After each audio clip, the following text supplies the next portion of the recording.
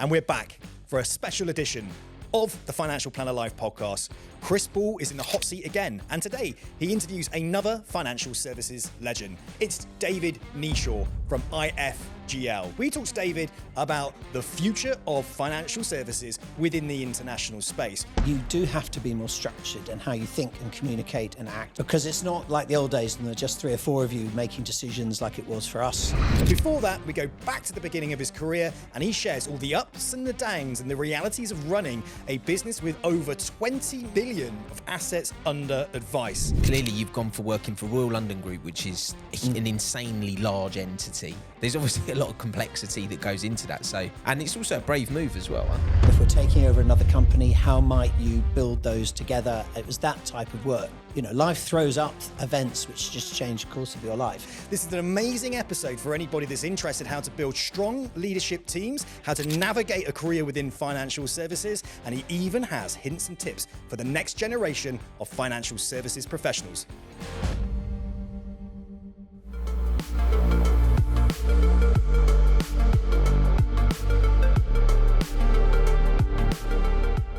First off, David, thank you very much for making the trip over and spending some time with us today on the Financial Planner Life podcast.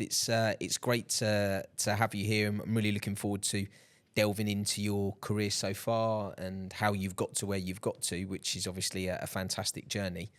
But before we start off with that, there's in our research, we've obviously been speaking to various members of your team, and they mentioned a Mexican wrestling mask that's hanging on your office wall. So, you know, I thought that'd be a great way to kick off the conversation. So maybe you could tell us a bit more about that. Yeah, pride of place.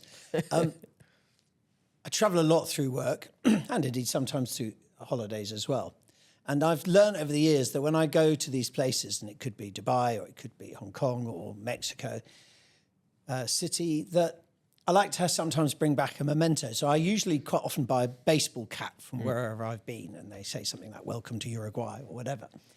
But I was in Mexico City for the first time with our regional manager for Latin America. And rather than just go to a boring hotel for dinner or whatever, we said, so I looked up and said, we need to go to a Lucha Libre match. So some of you might have seen a film, is it Nacho Libre?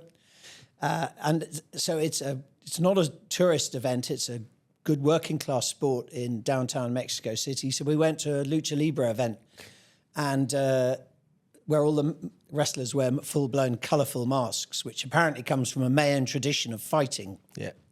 And so we came out, and there, of course, was an entrepreneurial young chap selling masks, full masks. So I put it on, and immediately my colleague took a picture and posted it around the company. So yes, there is a picture somewhere we're lurking of me in a Lucha Libre mask. Nice. And I love it. And I do occasionally put it on if I want to appear a bit strange in the office. So that was the background to that. It was an opportunistic moment. Instead of a baseball cap, I'll buy a Lucha Libre mask. So you've actually been walking around the office with the mask on as well? Yeah, I don't walk that far. I wouldn't say I walk all around the office, but I do occasionally put it on because people assume I wouldn't dare. Yeah. So therefore it becomes a challenge. So I'll wander around a bit. That's fair enough. Yeah. So you started your career not in financial services. No. You actually started in newspapers, and you started working for Rupert Murdoch. Was that correct? Yes. I'm not sure Rupert Murdoch would remember that I worked for him. Let's be absolutely clear. I was probably the most junior person in the organisation. I wasn't quite sweeping the floors, but it was pretty close. So I actually trained as a lawyer and very quickly realised that it wasn't for me. Mm-hmm. So I walked out and became a tour guide in Florida. That's a whole nother podcast that would take hours. That's a great job. And then I came back. I thought, I need to get a job. And my stepfather made it clear, you need to get a job. And I managed to get myself, I'm not sure how, a trainee job at in strategy, sales and marketing at Times newspapers in 1982, for those that are younger than me. Wow. And I'm not sure how I got the job. In fact, the guy who interviewed me said, "You don't know anything, David." And I went, "No, not really." That was the sales and marketing director of Times newspapers. He said, but he liked my tour guide story. Yeah. And he thought that showed independence and spirit. So he hired me based on the fact I'd been a tour guide in Florida. So I was the most junior. Yeah, I met Murdoch a few times. I thought he was an amazing guy. Yeah. And I worked my way up a bit. But so my first, what you might call proper job, was working in Time newspapers at a very junior level. But I did meet Murdoch a few times. I thought he was an amazing guy. Was there anything that stuck with you that he said or did when you was in a meeting with him or anything else like that? Or? He didn't say much. He was quite a quiet, unassuming man to meet. Yeah. But if I learned one thing, which has definitely stuck with me, is that he is very business-like. In other words, he said, what is the right thing to do objectively with this business or another business if I want to buy it? If I now know what the right thing is to do, I should therefore do it unless it's virtually impossible to do it. In other words, do not be deflected from what is the objective right thing to do. And that's how I saw he made and enacted decisions, and his lieutenants around him. It's business comes first, and it's objective and pragmatic. The implementation is very passionate, but the decision-making is objective. And I've never forgotten that. And I've never worked or seen any other company do that as well as he did. Wow, that's really interesting. And from your time there, obviously, lots of skills learned. Have you carried any of those skills with you into what you do today in your roles as CEO? I think what I learned is that, and occasionally, because my children are working age and sometimes their friends, because I've had an odd career, how do you do this? And the thing I've learned from it all is if you care about what you do and people see that, they'll forgive you quite a lot. And if you're organised, they think you're competent. So when I say to young people, be organised, and they'll think you're competent. If I say I'll ring you, ring them. And if they think you care, they'll forgive you the occasional mistake. So be organised and care, and then you build from there. But if you can't go in saying I'm the best person or I believe in this, what you have to do is demonstrate it. So be that person. Care deeply about where you are and be very competent and organised and disciplined so that people think you're competent. Nice. And even if you're not sometimes, they'll think you are because you're efficient and organised. Yeah, and I think organisation is key, isn't it? If you're not organised and you're scatty and you're not focused, it's very difficult to become successful over time. So obviously you was at the newspapers, and then you transitioned over into financial services with Swiss Life? No, not immediately. Okay. I was only actually at the Times for 2 or 3 years. And then in those days, the newspaper industry was, quite grubby and all off fleet. Grubby, I mean, in terms it was dirty and old-fashioned presses with lots of ink about, very unionised, very hierarchical. And our offices were in a sort of not very smart part of town. It was full of what I thought were old men. Of course, now I think they're all young people. But at those stages, they seemed old. If newspaper industry survives by working with the advertising industry. So I kept finding myself in advertising offices in the West End with plate glass windows and very pretty girls on reception and wandering around the building. And I thought, this is clearly where I should be, rather than the grubby, unionised, elderly workforce over in Gray's Inn Road. So I just naturally felt this was why wouldn't you want to be surrounded by younger people if you're young yourself? So that's it. I basically got myself a job for working for an ad agency in the West End, which I loved. Yeah. And I did that. And one of my clients was a financial services client called Swiss Life over the years. So this is over the years I built myself up and worked my way up the food chain. And eventually one of my clients, Swiss Life, the chief executive, said, have you ever thought being marketing director of Swiss Life UK? And I said, it seems like a good idea, Chris, but I don't know anything about insurance. And which he said, David, nobody does.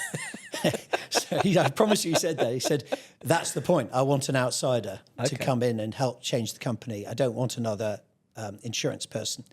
So that's how I got my job at Swiss Life, because I didn't know anything about insurance, and the chief executive thought that was a good idea. So the skills must have been interchangeable then as you brought them over. I imagine it was kind of like a hockey stick learning curve when you were there as well. Yeah, I asked advice from a few friends who'd also transitioned from agency side to client side. And they all said, David, in the first 3 months, you won't know anything. But it takes 3 months for people to find out you don't know anything. And by that time, you'll have learnt enough. And it was true.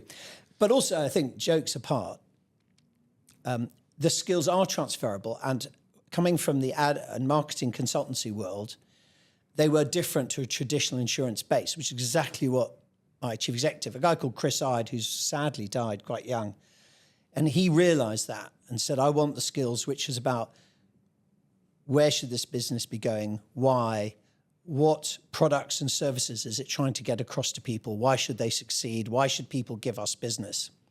All those things I was able to help them with, which are nothing to do with, is there a bell and whistle on a particular product? That comes later. But the principles of you have to attract business and keep your clients happy, and that's stuck with me for years. And they're very basic. Why should we be in the market? What products and services do people want? Are we good at building relationships? If, in this case, a financial advisor tries us out, will they enjoy that experience so they come back and give us more business? It's quite basic and quite simple, really. It only becomes technical and complex when you get into sort of underlying actuarial tables and stuff. But that's secondary to me. The principles are fulfill a need. This could be in any industry. Yeah. Fulfill a need and make sure it's a good product and service and people like coming back to you. It's quite basic stuff and very generic. It applies to sunglasses, it applies to supermarkets, and it applies to financial services. They are generic skills and requirements, I believe. And that's what I think Swiss Life saw in me. Yeah, interesting. And I'm actually going to just chop back a little bit, because obviously you said you had a law degree. So you obviously studied law, and then you went into marketing, and now you find yourself in the insurance business. Were you using any of your legal skills that you'd learned at university? Did they come in use? Yeah, a bit. In a generic sense. I think a law degree is quite a dry subject. And if I'd known I wasn't going to be a lawyer, I'm not sure I would have chosen it in retrospect. But it does teach you, you have to structure an argument and a thought process in quite a disciplined way, with a beginning, a middle, and an end. And you have to, that argument has to persuade people of a certain course of action, either because in some subjects it's what you believe, or in some cases because case law tells you to go in a set direction. So I think the law degree, I don't use in a technical sense, and I went to law school as well after that, but I do think that it teaches you to think in a structured way, to marshal facts and marshal thoughts, and then communicate that. And that, I think, has been useful. And I find, not just me, anybody who has that legal training has that ability to structure thought and communicate it and write it down in a way that's understandable. So that's always been, I hope, always been with me. Yeah, and I imagine it's super important when you're running a big business as you are as well. Yes, I mean, the structure side, you have to be, as we've got bigger, and you'll know this yourself from when you started to what you're now, is that you do have to be more structured in how you think and communicate and act, because it's not like the old days when there are just 3 or 4 of you making decisions like it was for us in one room sometimes. You've got a lot more people, you're not involved in every decision. So you have to be, I think, and it's not just you, the people you surround yourself with, the other decision makers, you'll have to think alike and a very clear way of communicating, because it gets more difficult as you get bigger. Yeah, I suppose there's more people to be involved in the decision making and more reporting and all the rest of the stuff. And trying to cascade your message down is difficult. When there's only 3 or 4 of you, it's easy to get it across. It's more difficult, absolutely. And you have to work harder at it. And it's not as easy to do it as well. When you're just a small group, I mean, when we were, I say up to about 90 people, or even up to about 150, I knew who everyone was. We were all in one building. And you could say hello to everyone. Pretty much knew if someone was married or had kids or whatever. And that's now we're 550 people. I find that virtually impossible to know. I just don't know everyone in the same way as I did 10, 15 years ago, which is a shame. But yeah, I mean, it's just natural as businesses get bigger, though, isn't it? Yeah. So you have to fight harder. I mean, this is one of the interesting things: is how do you get more structured and professional as you get bigger, yet keep the small business entrepreneurial culture? And that's a constant battle. It's not as easy. No, it's not. And I think Jeff Bezos sums that up with his whole kind of day one thinking, isn't it? And I think their office is called Day One Tower as well, which is, it's trying not to lose that. It's trying not to lose what made you good in the first place, huh? But have the structure as well. Yeah. It's tricky. And because obviously you were at Swiss Life for quite a while, weren't you? And then you left. after, was it a decade of being with them? Pretty Was much, was yeah. it difficult leaving and going on to pastures new? Because obviously you were ingrained, you had a, Yes. I mean, my job had changed at Swiss Life Okay. quite a few times. But at the end, I was starting to do pan-European work for Swiss Life. And I found the cultural difference of working with Swiss paymasters, and their culture is very different to the culture we'd had in the UK. So I was finding that a bit frustrating. And the guy who'd hired me, Chris Ide, the chief executive of Swiss Life, had become chairman of Swiss Life Europe. And so he'd sort of looked after me a bit. But then he left and became non-exec director of Royal London. Okay. So he basically said to Royal London, who were looking for someone, oh, you should hire David. I know he's a bit bored at Swiss Life. So it was entirely Chris Ide who got me into Royal London. He recommended me to the chief executive of Royal London. And so that's how I ended up there. And because you became the business development director for Royal London at the time, didn't you? Yes, but that's not a sales role as such. There was a sales team, and I didn't have anything to do with that. So the group business development director role was much more looking at strategically what partnerships should we had. If we're taking over another company, how might you build those together? It was that type of work. Okay.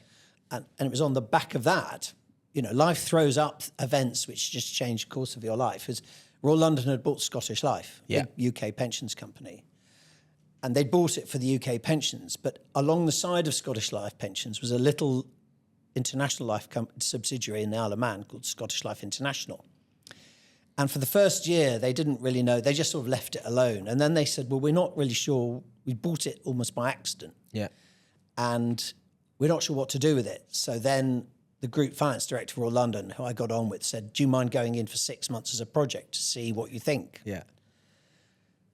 So I did. That was in 2004, January 2004. 20 years later. Yeah, and I came up with a sort of rescue plan or a development plan, and he said, okay, I'll back that if you stay and do it.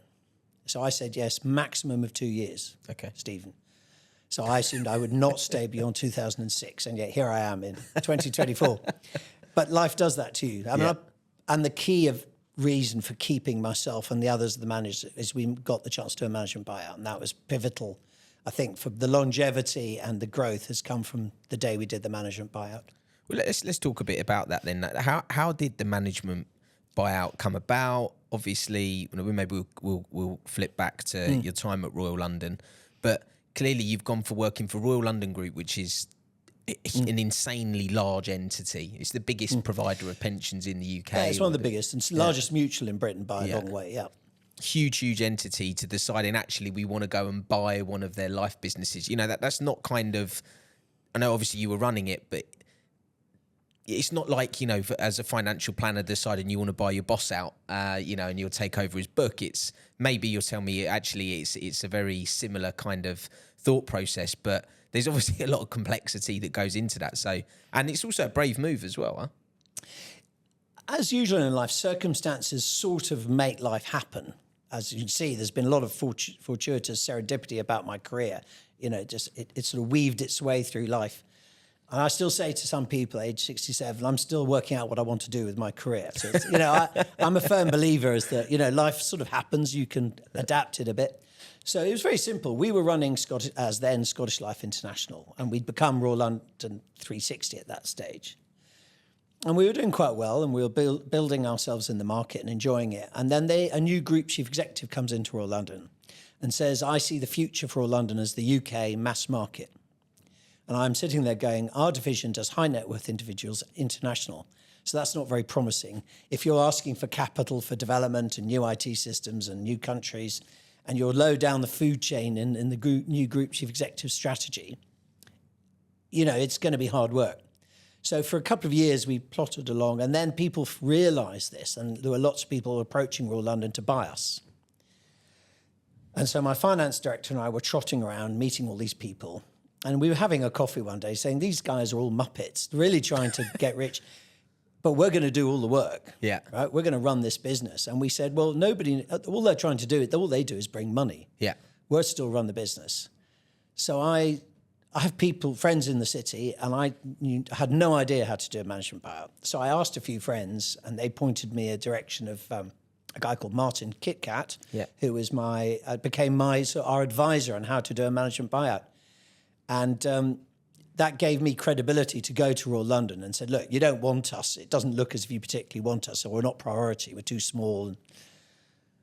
Would you let us raise the money rather than all these people, Muppets, coming in trying to buy us? And they were really good, Royal London. I think because they're mutual, they can take these decisions. Yeah. He said, okay, we'll give you 3-4 months, go away, see if you can raise the money, and we'll hold off all the other potential purchases. They're really good about it. And they really helped us try and do that. And we raised the money. And I think, what I found is if you have a very clear story, there are plenty of people wanting to back growth businesses. Yeah. But you have to have a clear story. Yeah, a clear story, and then obviously be able to execute on that, which you've obviously done time and time again, which is obviously very commendable as well. In terms of going through that transaction, was it stressful? Was there points where you maybe thought this might not happen? What were the thoughts as you were going through it initially? There's been certainly moments where we thought something might not happen along the last 11 years since the buyout in 13. But actually the buyout went strangely smoothly. I mean, Martin Kitcat came in from Wyvern Partners. If anybody out there wants to do a management buyout or raise money, go and talk to Martin Kitcat at Wyvern Partners. He's still doing it. He sat down and we wrote a deck saying, this is the business, this is how we'll grow, this is the opportunities, this is our market, all fairly standard stuff. And he came and sat with me as we went round all the private equity firms and found a few that were interested. And it was actually, did the whole thing in 3 months. From the moment he said, in January, the Royal London said we could start looking, and we were ready to go out in February. We'd shaken hands with Vitruvian, who are the private equity firm who backed us, by about April. Wow. And when you met Vitruvian, did you know that they were going to be the private equity business for you? Did you kind of do a beauty parade? So obviously there's a lot of private equity money flowing into financial planning space, and obviously in financial services in general. And it's, from what I've read and what I've heard, it's super important to make sure that you choose your partners wisely. And, it's not just about the money, it's about the partnership. And maybe shed some light on that for people, because I think they'd find that interesting. We did do beauty parades. We wandered around, I don't know, I must have done 20 presentations to private equity, out of which some I just get confused and frightened by financial services, because it is quite technical underneath it and regulated and everything. So out of those, I probably wrote to 40. Out of those, probably 10 said, we don't do financial services, we do, I don't know, food or whatever. Another few said, we're fine, but our fund's already full or whatever. So we probably saw about 20, out of which I would say serious bidders were about 5. Mm-hmm. So, it's filtered down. And then we got down to, I think, 3 who we thought understood us. So what did I learn out of that process? One, definitely for me, there are cultural differences between British private equity firms and American. Okay. And this is hugely generalized, and some American private equity firms out there may take issue with what I'm about to say. But I found, in my experience, that the Americans ones it was all about the spreadsheet and the balance sheet. Okay. And they sort of thought, if the numbers work, we'll do a deal. And the management team is sort of secondary. But I found that the British private equity firms say, we'll start with the management team, and we don't want to buy something where we don't believe in the management team. Yeah. If we believe in them, now we'll kick the tires on the numbers. So I found the British ones culturally were a much better fit for a bunch of Brits like us. Mm. And so that was one lesson I learned. The other is that you really need to have sector knowledge. It's very difficult for a private equity firm that just doesn't understand financial services to understand the wacky world of actuaries and own funds definitions of what a company's worth rather than just profit and loss and stuff. Yeah. And so you do need sector expertise, and some have it and some don't. You do need somebody that I think believes in the management team as well as the spreadsheet. But that's why I think if you've never done it before, an advisor can guide you through that, because they'll know a lot of this in advance. Yeah. And they'll help you negotiate, because the next step, if you shake hands, you have to negotiate. Yeah. So what's in it for the management team? And I had no idea. I mean, I don't know how much of the equity we should be asking for or what the terms should be. But so your advisor guides you through that. You need somebody who's, I've done this 20 times before. It's fair for the management team to have X%. It's fair for the management team to have a contract that says this, or unfair. I couldn't have done it without the advisor. First time round. Second time round, I probably could, although we still use the advisor. But first time round, I think without an advisor holding your hand, you're just very naive. Yes, we would have been very naive. You don't know what you don't know, do you? Exactly. If you've not been through it before, it's tough. And if you've got an advisor, it gives you credibility. What I found that some of the private equity firms saw us because Martin had done the pre-check of us and said, you should see these guys, they've got a good story. Yeah. Without that, you're just sending off letters to private equity firms and have no idea. So I think you need someone holding your hand, is the lesson I learned. I suppose the second time it gets a bit easier as well because you're a proven entity at that point. Up until that point, it's you've obviously proved that you can run a business and you can do it well, but you've not run it under as a shareholder within that business and having a big stake. Yeah, the second time round is a lot easier. Yeah. It also brings challenges because you sort of think you know stuff, so you then have to sort of not try and be too arrogant, and because there's a new investor coming in, and everybody thinks of private equity as being, they're scary people, but they're nervous too. They don't want to buy a dud company. Yeah, of course. They're spending a lot of money, and it's all other people's money. It's Yeah. charity foundations and pension funds, so they've really got to get it right. And of course, when you're much bigger, therefore, if something goes wrong, it's so much scarier for the private equity company. Yeah. For Vitruvian, we were quite a small little business. So in terms of the fund, we were quite a small purchase. So if something went wrong, they wouldn't have been happy, but it wouldn't have Wiped them been out, a big issue on the fund. Whereas this time around for Cinven, it matters more. We're bigger, we're more substantial, we're a bigger part of the fund. So it matters to everyone, not just us, that we get it right. Yeah. So you went from Vitruvian to Cinven, Yeah. and that was the second transaction, wasn't it? And that was recent. That wasn't too long ago now, was it? It completed January last year, 2023, was the completion. It took a while to sort out because you've got multi-regulators around the world and you had COVID at the early part of that process.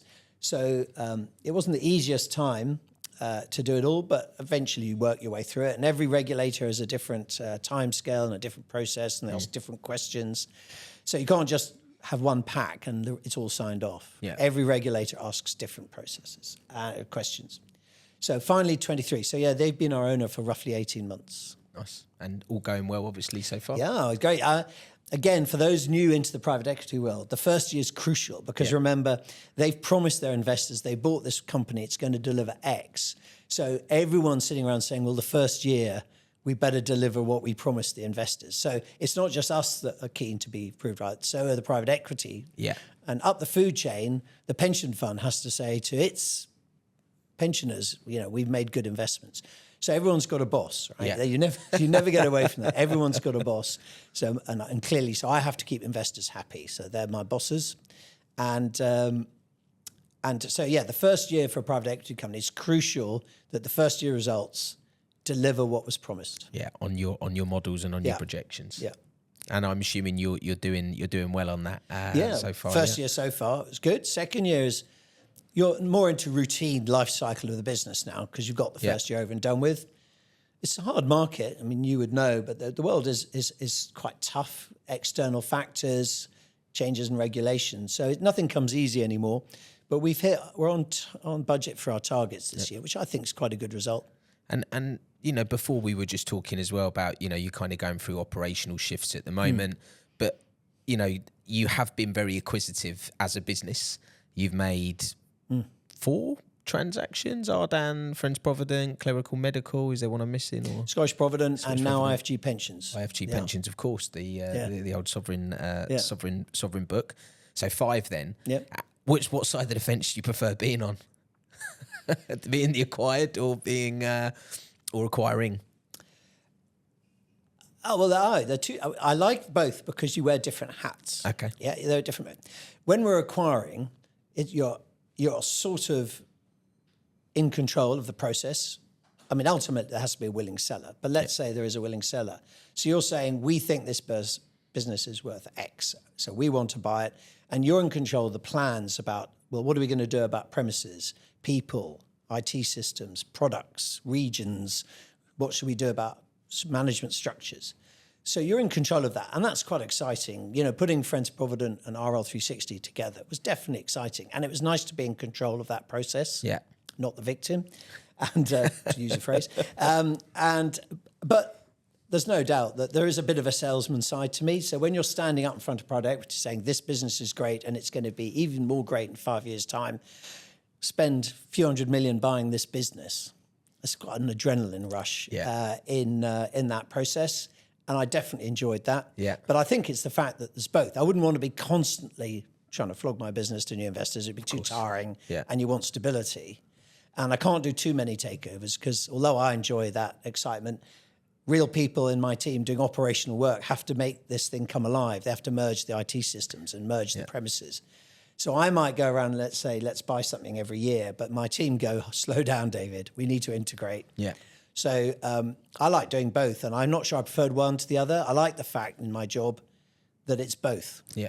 Yeah. You get to do both, which is... You wouldn't want to do every year. No.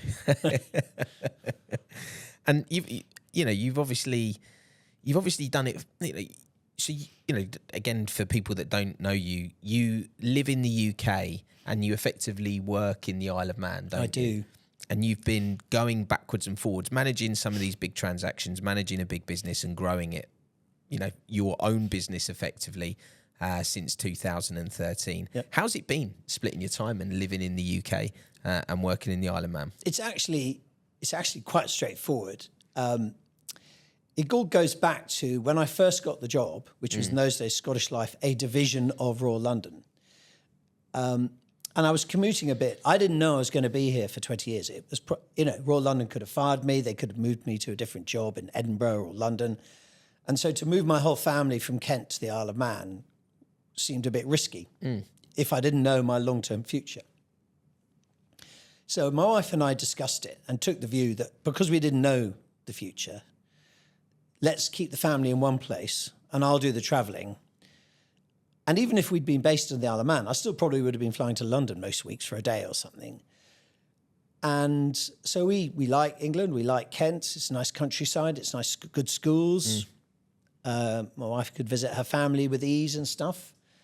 So we decided we would stay in England and I would go to the Isle of Man for 2 or 3 days a week. Thinking, of course, that would be for 2 years. And here we are 20 years later. So I have been commuting and I tend to go on a Monday morning and come back on a Wednesday night or sometimes Tuesday to Thursday. Clearly that doesn't happen if I'm like here in Dubai or I'm in Hong Kong. But my average week is 2 to 3 days a week on the island. The benefit for me is that if I have meetings with investment banks or advisors that might be coming through London, they tend to be in London. Yeah. And because I only live 40 minutes from London, that's quite easy. So if I had lived somewhere like Edinburgh, I think it'd be more tricky. Yeah. But because I live in London, it's actually not too bad. And there are plenty of people who get on a Monday morning plane and come back on a Wednesday night. Yeah. And there's plenty of people travel up and down the length of Britain in sales jobs, staying in motels on the M5 and stuff. So I don't think what I do is particularly difficult. Yeah. In fact, I think it's quite a privilege, really. Yeah. And I love the fact I could be in Dubai 1 week, Hong Kong another, Isle of Man next. I love all that difference. Yeah. And the downside is, or maybe the benefit for my wife, is I'm away 1 or 2 nights a week. But the dogs, at least when I go home, the dogs are always very pleased to see me. Very happy to see you. Yeah. That's a good sign then. Yeah. At least someone's happy to see you. And so you've obviously been operating in the international space for a long time as well now, operating out the Isle of Man, obviously coming back to the UK. So you clearly have a good feel for both sides of the market. I mean, do you see there being more opportunities within the international market now within financial planning and the people that are advising clients based on what you see, or do you think that it's still more UK domestic focused? Where do you see opportunities at the moment? I think they're equal. The world is changing, mostly for the better. A lot of the change in the market is driven by regulation or governance or attitudes to life. Mostly that's for the benefit of customers. Mm-hmm. Manufacturers and advisors now have to be more structured. They have to have much clearer plans about how they're going to offer their services, how they're regulated, the capital they deploy. And although some people complain about that, and sometimes it brings admin and bureaucracy, which is a bit irritating, the reality of life is that we matter, right? People in financial services matter in a way that if you're selling swimwear or sunglasses, it doesn't matter as much. So because it matters, governments care. Yeah. So we matter as an industry, therefore we shouldn't be surprised if people care about what we do or how we behave. So broadly speaking, although sometimes it's been burdensome and bureaucratic, if you look at the industry now, it's a better industry, I think, for customers. What comes with that is structure and capital, and therefore what you tend to get is a bit of concentration in the market, both from the manufacturer side, life companies, investment companies, and on the advice side. Mm-hmm. People want to know that the people giving advice are strong, well-capitalized, well-governanced, and I don't think that's I think that's a good thing because we matter. Yeah. People's savings, retirement. So because of that, you've seen a lot of potential of M&A. It happened in life industry for years. Yeah. You really see it now in the advisor market. So I think we'll see fewer manufacturers, fewer advisors, but they will be bigger, stronger, better known, better branded, better regulated, better governanced. And that will make for a better world. That's been happening in the UK for many years. Yeah. And there's definitely I think an acceleration of advisor mergers going on in the UK. Yeah. And I'm beginning to see it internationally now. The end result will be you still need enough manufacturers and advisors to make a competitive market. Yeah. Otherwise, if there's too few, then I don't think the customer benefits. It's not good, is it? No, it's not good. So you need a competitive land. I'd love to be the only supplier, but I think that actually would be bad for the market overall. And maybe bad for your business as well, because others drive you as well, competitive. Yeah. So I think you need competitive landscape for customers to be able to keep the tension high. But I think we're into a space now where my instincts are that the advisor market internationally is going through quite a lot of change. Yeah. First by regulation and requirements of capital, which drives then some firms rise to the top, some go sideways, some change tack, some go and decide to give up. Books get moved around. But I think that's all quite exciting. Yeah. And the better players will survive and thrive, as they always do. Yeah. Yeah, it'll be interesting, won't it? I think internationally there's a lot happening at the moment. Obviously, there's a couple of transactions that have recently taken place that we haven't seen before, which will be good, hopefully, for the overall space and the profession. And it definitely feels, from when I moved out in 2011 to Abu Dhabi, it just feels a much more mature. It feels more like a UK market. Definitely. And although that brings some frustrations, because it makes life a bit slower and a bit more bureaucratic, broadly, I would say for the customers, it's more likely they'll have a better outcome. And that's got to be good news. Yeah, exactly. 100%. 100%. And, obviously, a lot of your success so far, it's obviously we're talking to you and about your career, but it's also come from the great management team that you've built out as well. And you're obviously a big business now, but your leadership has remained tight, almost like Hotel California, as it's been described. No one leaves us. So maybe you could give us a bit of an insight into, what's kept you guys together, and also, what qualities do you look for in managers when you're hiring them? I'm a firm believer that I always hire on intelligence and attitude. Okay. Now, you have to have some experience in there. You can't hire someone who's intelligent with the right attitude, who's never worked in financial services. So you've got to strike a balance. But if I've got two candidates for a particular role, and one's more experienced than the other, but the other has a better attitude to life and shows good intelligent use of their skills. With the right attitude, I'll always choose the attitude over someone who maybe has a bit longer experience. Okay. So I think the most important thing is intelligence and attitude. And something I learned over the years when I was young, because I had a couple of bosses that I didn't respect as much as some, and one or two who are amazing, like I've mentioned Chris Ide from Swiss Life. I mean, I learned so much from him, is choose your boss wisely. That's a message I give to young people in their 20s, because that person you're going to learn from, you're going to pick up good or bad habits from. You've got to have some empathy with that person. And if they're not a nice person or you don't trust their morality, you're not going to have that empathy. So choosing your boss wisely as a young person is the most important things you can do. And I'm giving advice for younger people now. Never take a job for money in your 20s. Mm-hmm. Your 20s should be about, so this is stuff I've been telling my son who's 29, right? In your 20s, your job should be find out what you're good at, find out what you like, not always the same thing, find out people you can learn from who you trust, your boss and your colleagues, build a network of contacts that can help you later on, who also see that you're a good person. And when you're 30, you say, now what do I do with all of that? Now I worry about making money for my family or building some sort of reputation. But the early years, don't worry about money. And I know that's counterintuitive to some people, because actually it's more important you have a long and successful career into your 50s rather than just making a bit of cash in your 20s and then finding you've been sent off somewhere because you're not considered the right sort. So that's how I encourage young people. And I think broadly the same principles apply to people I hire and work with. Find people you trust, you want to work with, who are intelligent, who have the right attitudes to life, who will engage, who will be working together. You don't want silo managers, particularly when you get bigger. They've got to be collaborative.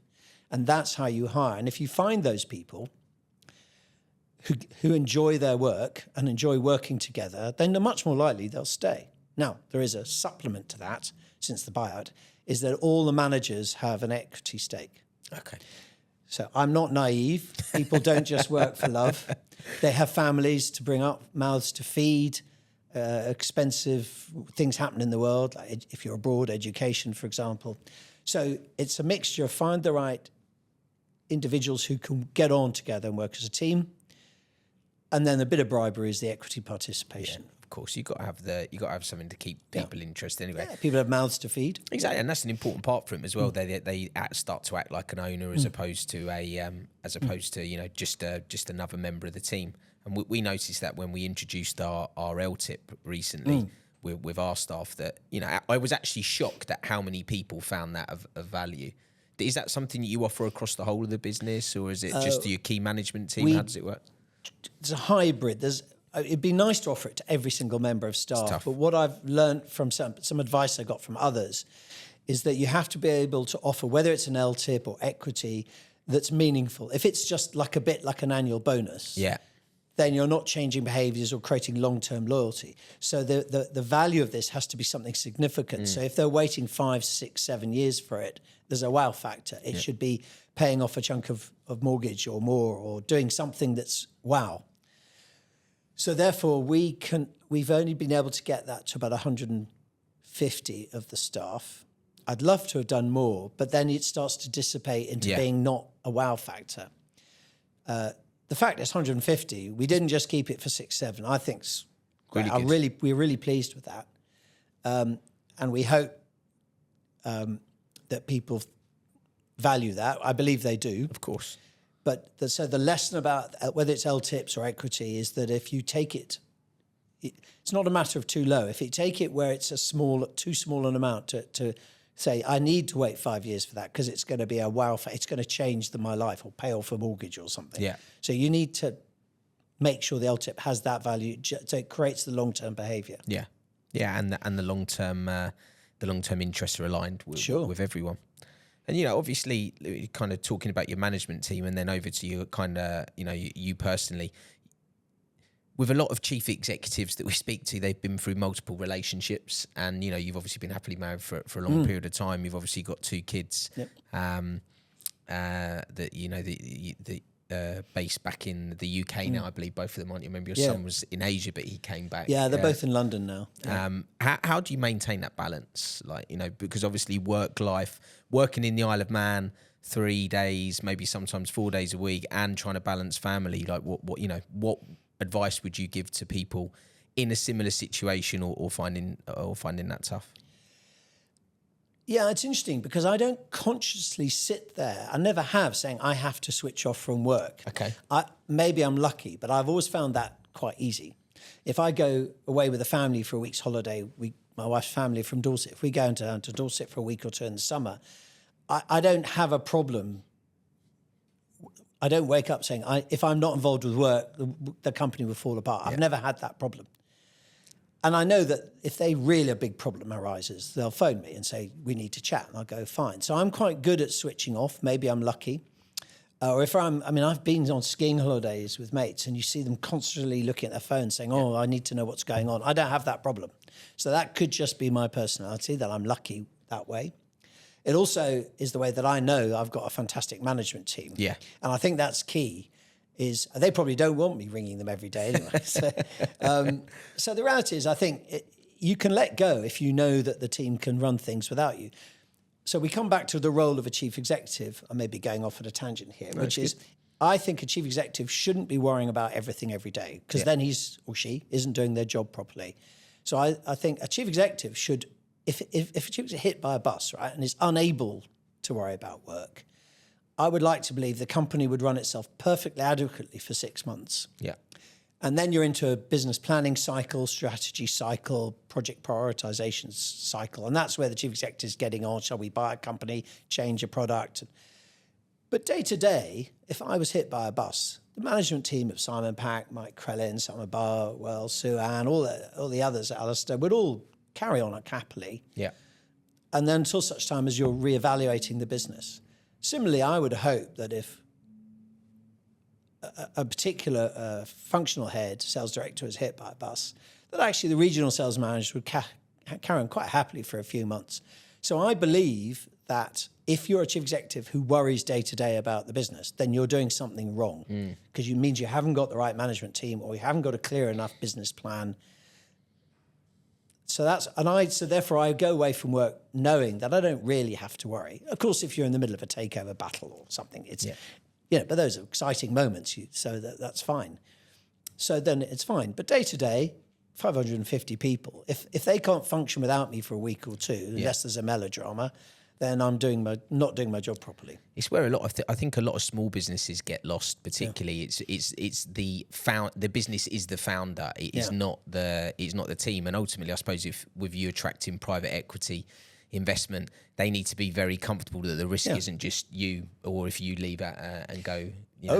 When private equity buy into you, they go, I want to know about this management team. What's their contract? What's their job expectancy? When do they think they might want to retire?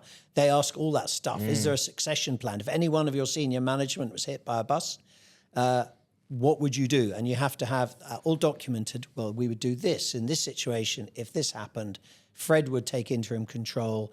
This would happen. And it's all, they want to know all of that. So you have to be very structured. Yeah. And we have succession plans for every single senior person in the company, because it's demanded of us. Wow. And in fact, it's regulators demand it of you now as well. Yeah. So the Isle of Man regulator will go, what's your succession plans for the industry, for all your senior people? Yeah. And they might say, okay, show it to us. Yeah, in case anything happens, that's interesting. And I think that another point that you said along there, which was really interesting as well, which was that your management team being able to pick up problems and do things without you being there. It's obviously not been just a kind of a smooth sail all the way up to where you are now. It's like anything when you think everything's going well, you're going to get a slap in the face, and then you've kind of got to deal with the problems. Has there been any really big problems, obviously, that you can talk about that you've had to overcome during your career or with your time with RL360 that, at the time were really testing, but you look back on them now and you go, actually, that made us stronger and better for it? I've got two answers to that. That's sort of probably more of the answer you might be expecting was, when you're dealing with this, a lot of problems are because people don't talk to each other or they don't think ahead. So therefore, the most important thing is have your management team who are good at that. So I think broadly, we try and hire the right people. But as chief executive, the way you avoid problems, because actually the best way is to avoid the problems, not fix them. Yeah. And so I have a sort of view, and everybody who works with me knows this, which is I don't expect us to sit in a management meeting once a month and solve every problem, because it's then too late. If there's a problem, say, about a product structure, I expect the salespeople and the marketing people and the administration people to sit in a room without me and try and solve it. And then they might notify at the monthly meeting, we've done this, we've solved it, and we might ratify that. But if you wait for a monthly meeting to discuss all this, A, your management meeting lasts 15 hours, and B, it's too late. So everybody knows this at the company. All managers, and it's not just my direct reports, it might be other managers within other functions. I expect conversations to happen all the time. If there's a problem, don't come and bleat about it in management team. Talk about it. Find out what the problem is. How can it be fixed? It might be a product issue or an IT issue. Don't just wait for a monthly meeting. Expect me to hear it and opine. That doesn't help me. I want to know I've got people who what I call change the course of events. Yeah. So people often said to me over my life, how do I get promoted? How do I do this? And the lesson I give is, if you sit around saying, I have a job who's going to make my life better, nothing happens. Change the course of events. So if somebody has fixed a product problem and not waited for approval, that's what I want to see. The people who rise to the top with me are people who have the strength of character to go and change the course of events, not just wait to be told what to do. You're empowering them, aren't you? And I may be empowering them, but sometimes they're empowering themselves. Yeah. and I want to know, I want people with the strength of character to change the course of events, not just follow events and complain about it. But you asked me specifically where, and this is a bit left field, but when you're about 23 years old, I promise you, I have never felt so scared. Yeah. This goes back to my tour guiding days. And remember, this was 1982. I feel like this is going to be a good part 2 on the tour guide. I've got loads of stories, some of them not really for publication here. But you're standing in front of a coach. And I used to do one tour, which was Sunday morning to Tuesday evening, where I used to go up from Miami to Disney World and Kennedy Space Center and Wet n Wild, and I'd do a 3-day tour around there. And I had 45 people on my coach. And the big ticket stuff, the big financial, but had all been prepaid. So the Kennedy Space Center, Disney World tickets, all done in advance. And somebody in the head office cocked up and they'd forgotten to prepay. Remember, this is 1982, it's not now. So there were no mobile phones to make a money transfer. So suddenly, the guy, I was just picking up people in the coach, and one of the head office guys rushes up to the coach at 6 a.m. and he's got a clipboard with a huge envelope of several $1,000s in cash, saying, there's been a cock up, you're going to have to pay for everything as you go for all 45 people. Okay, no problem. Yeah, I can do that. So we get on the coach, and there's a bus stop. You stop for a coffee break on the motorway and all that sort of stuff. So we get to Kennedy, then you get back on the coach. And I thought I better not leave the money in the coach. That's too risky. So I took it with me. And we arrived at Kennedy Space Center, and I reached confidently out to the parcel shelf where my clipboard of money was, and it's not there. Oh, no. So I then think, it must have slid down the shelf. So I'm tapping, and I'm walking down now. Got about the 8th row, and I go, it hasn't got this far. And I go, shit. I have left it in the motorway service station on one of the tables where I've been having breakfast with the coach driver. God. And then I'm sitting, what do I do? So, and of course, you've got 45 people sitting there, staring at me, beginning to think something's not right here. So I rush off and I said, I've really cocked up here. You know us, we bring several coaches a week. Please let me in and I'll pay you back later. And I must have spent half an hour negotiating. Yeah. And they agreed to do it. Oh, wow. I know. That was the key moment that saved me. So I then got them off the coach, got them in, and I've got 2 hours. Sometimes I went with them, but today I was on the phone. I was looking at payphone, and I eventually tracked down the motorway service station who find out the money's been handed in. Can you believe it? The money has been handed in. That's a very, very honest person. Yeah, well, being a tour guide and coach, we were in the truck drivers section, not the public section. And apparently there's a real code amongst truck drivers. Okay. It's almost like, we're all in this together. Each other, yeah. And so they realised what had happened, handed it in. I mean, several $1,000s in cash in 1982. It's a lot of money. Then it was just about, so once those two moments had happened, it was then just logistics. So I then get them to the hotel, and I do the same sob story to the hotel. Then we have to take them out for dinner to a nightclub called Rosie O'Grady's in Orlando. Okay. People who've been to Orlando might know, which is a great place. So I get them all back and I have to shepherd them through, get them back to the hotel. It's now 11 o'clock. So I've got a hire car waiting for me, which I paid for. And I drive 2.5 hours down the motorway, get there at about 2 in the morning. Then I pick up the money, drive all the way back to Orlando, get there about 5 in the morning. And then at 6, I'm down at breakfast, all bushy-eyed and cheerful, going, great guys, we're off now. Then I take them to Disney World, pay. Then I drive to Kennedy Space Center, pay them back. So the whole thing's finished by lunchtime. And I asked the tourists at the end, gave us huge tips. Yeah. And I asked them, and they said, we could tell you're in trouble, but you solved it, and you clearly solved it, and you cared, and we took pity on you. So we all agreed. They were apparently all discussing it, like, this is a screw up. So what did I learn from that? Which is, if you care, people forgive you. Yeah. A lot. But if they think you don't care, they won't forgive you much. Yeah. This is on all life, not just tour guiding, but it's true in tour guiding. The other is, and I've become a bit of a freak about this. I'm constantly tapping. In life's equivalent of tapping on parcel shelves, have I lost my money? I do that. I'm terrible, and I checking my passport, checking my wallet, and I think it changed my behaviour for life. That moment, post-traumatic stress, and I admit it. I thought I better admit what I've done to the bosses, and I said, "What would you have done?" He said, "Well, you solved it, so you got away with it, but otherwise we would have fired you on the spot." Wow. And he said, "But you solved it, so you're okay, but don't do it again." Yeah. So fair enough. So I learned it's about, the key was for me is that you have to solve problems yourself and you have to be active in solving them. And therefore I got away with it because I actively solved the problem. I didn't go and hide from it. And people could see I cared, so they forgave me. Yeah. It goes back to, if people know you care, they'll support you. Yeah.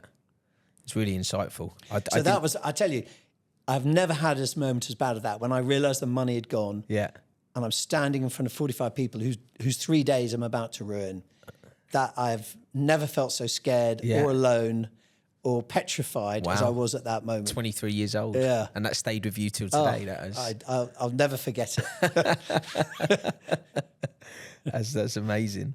And I mean, so obviously that's a significant time ago now, trying to be as politically correct as I can. You've obviously been in your position now for a number of years. What's the future for you and for the business over the next 5 years? I'll deal with the business first. Yeah. So when you go through raising money for investment, as we did with others, which ended up being Cinven, you have to be very clear about your plans, because they know, well, we're investing in the future, a bit of what the business is now, but where is it going? So you have to have very clear plans. And we have a very simple strategy slide that I've used ever since the management buyout, and hasn't changed much, which is, at the core, we're a business that tries to find and offer financial solutions that advisors will recommend, and they have to think we're better than our rivals. Okay. So that means the products have to be good, the relationships have to be good, and the service has to be good. And day to day, that is our bread and butter. Around that now, increasingly, is technology. Yeah. You just can't do it. However well-meaning, just having loads of people moving bits of paper doesn't cut it anymore. So good products and services, good relationships, good service, and a commitment to improvement in technology. That's really now the basic. You can't survive as a business in most parts of the world, in most sectors, if you don't do that. And you don't deserve to either. Then you say, how can we make the business bigger and better? So the next ones are organic growth, number one. Number two, are there other places we could take that model where we're not currently operating to give us share in a different market? So that might be, in our case, the EU, where we don't currently operate. Yeah. So can we find a company to buy that gives us EU access? So that's basically saying we can take our model, people like it, people like working with us, can we go elsewhere? EU, wherever. So since the buyout, we've opened up in Latin America, we've opened up in Malaysia. Through acquisition, we've now got offices in Singapore and stuff. So that's number two, new places to take the business model. The third thing is we work with advisors and their clients. are there other services those advisors and clients need where we could credibly move into? Usually by acquisition. So as you know, we've bought an investment platform, we've bought a pensions business, because the same types of advisors in the same places in the world with the same types of client need those services. So that's plank 3, expansion of services. And the fourth plank, which is where a lot of the M&A excitement comes from, which is M&A, which is there are a lot of companies out there that are unloved or whose parent don't want them so much anymore, or who need our distribution. So and Ardan and Pensions fits exactly that model, or buying other life companies and say, can we take that life company, plug it into our model, give it a bit of love, give it a bit of IT support, and make it a better business. And so that's plank 4. So it's organic growth, new places, new services, mergers and acquisitions. And that's the slide I used in 2013. And it's not much different to the slide I used with Cinven a couple of years ago. And I still believe in all those things. One key aspect of the future is that, and we have a plan stretching out 5 years of how we'll do all of that. Yeah. It doesn't always happen exactly when you want. You might want to buy a company, but outrageously, maybe the owner doesn't want to sell. So you have to sort of, how outrageous is that? But you keep working away and things tend to happen. So we have a plan, and it is a 5-year plan. It's all mapped out. And then obviously it's in granular detail 1 year ahead and less detail and 5 years ahead. And in amongst that now is technology. We are firm believers that you can't do all of that very well now unless you're really driving through technological change. Basically, either because the world demands it, or you need to be more efficient, or, and this is increasingly the case, a lot of the good advisors now are much more have much better technology than they used to. And you need to be able to plug into their systems and they need to plug into yours. You can't just send manual bits of paper anymore. No. Life's not like that. So we are totally aware, we're not perfect, but we're getting there, that we're spending huge amounts of money on creating a technological hub that we think will drive M&A, better services, better relationships over a 3 to 5 year period. And we're spending huge amounts of money doing it. It's quite eye-watering how much money we're spending, but we think if we do that, they will be the best, and we don't see everybody else in our sector doing it. And we'll also be more efficient, which means we can become a more valuable entity.